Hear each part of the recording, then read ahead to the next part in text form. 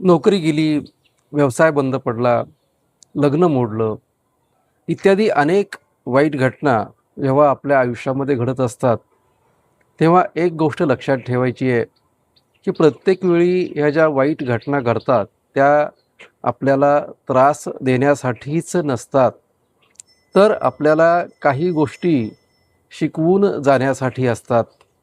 सगळ्यात महत्त्वाची गोष्ट म्हणजे अशा घटनांमुळे आपण माणसं ओळखायला शिकवतो. दुसरी गोष्ट म्हणजे आपण स्वतःला स्ट्राँग बनवतो आणि तिसरी गोष्ट म्हणजे आपण जो रस्ता नको आहे, तो रस्ता आपण बदलून टाकतो. म्हणजे ज्या गोष्टीमुळे आपल्याला नुकसान झालं आहे, त्रास झाला आहे, ती गोष्ट आपण बदलायला शिकतो. त्यामुळे प्रत्येक वेळी वाईट घटना ह्या वाईटच असतात असं नाही आहे.